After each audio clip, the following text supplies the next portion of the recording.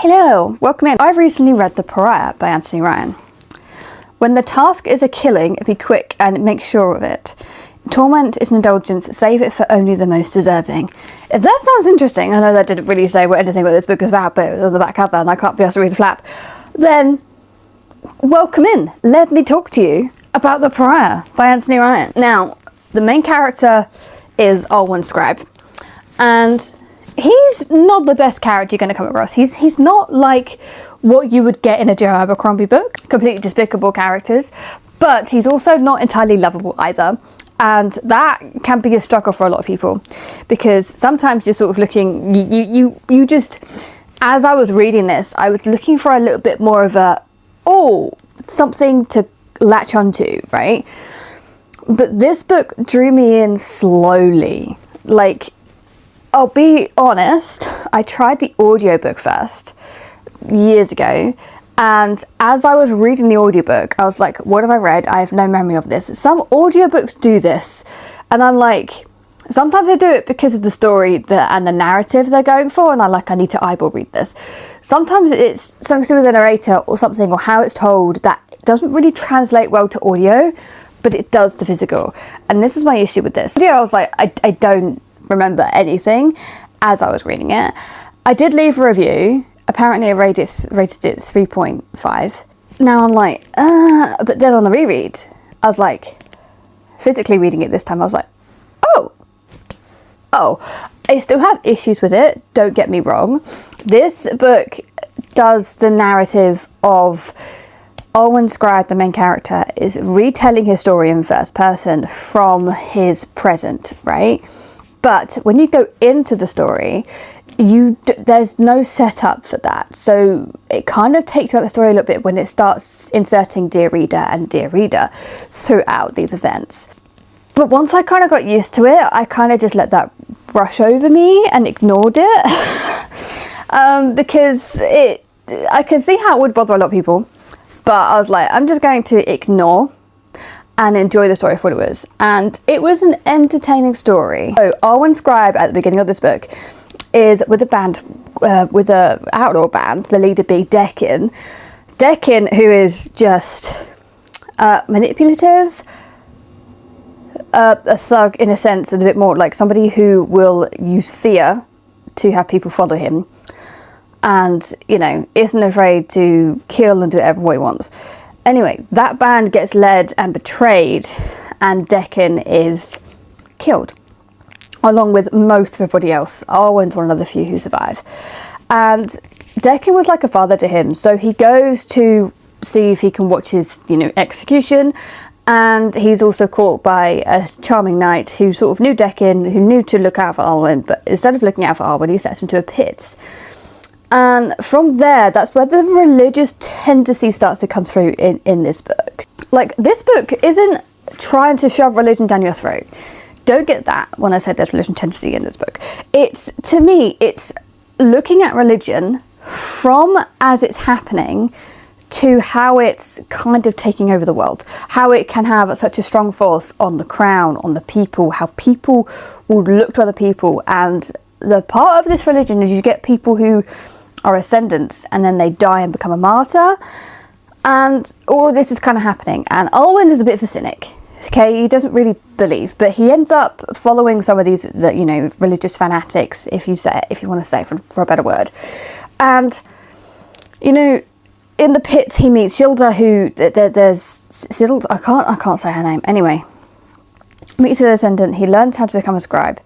And as he goes through his journey, it's more him witnessing events that I have a suspicion in his present would be a very monumental moments within either religion or just history in itself, which it's interesting and fascinating. I just really wish that the tone of that narrative was set up a bit better, but I don't know, it was enjoyable.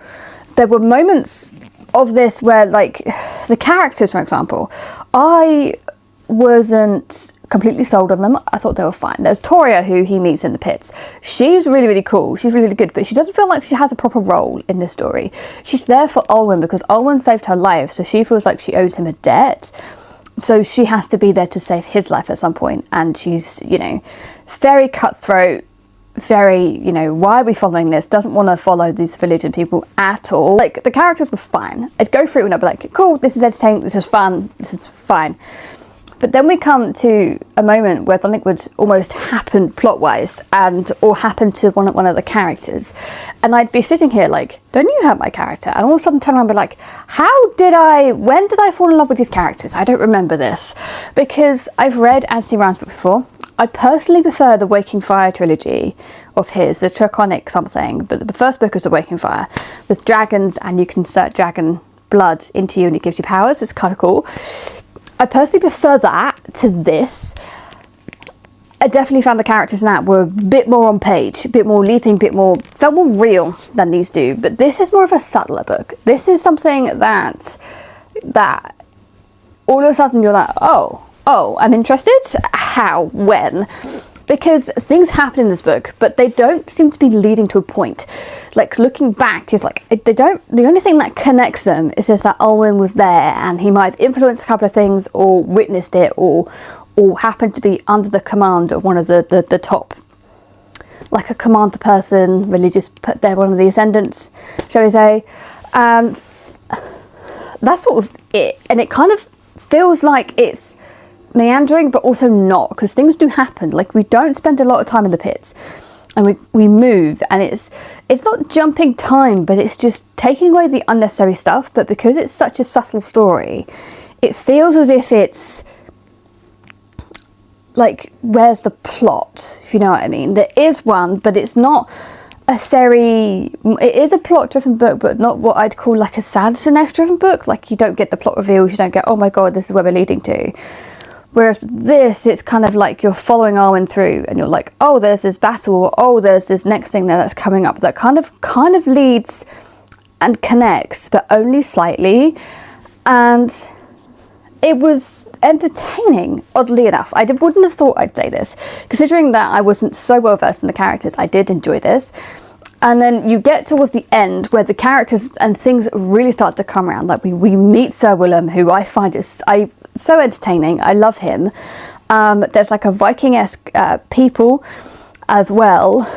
And then there's some like a hint at a prophecy, but not a prophecy. All sorts of things happening with the king and crown, because the whole point of this war is there's a pretender who wants to take over the king. And I'm not going to say much more on that. And there's, you know, which it's not one of these religions where women don't have a voice.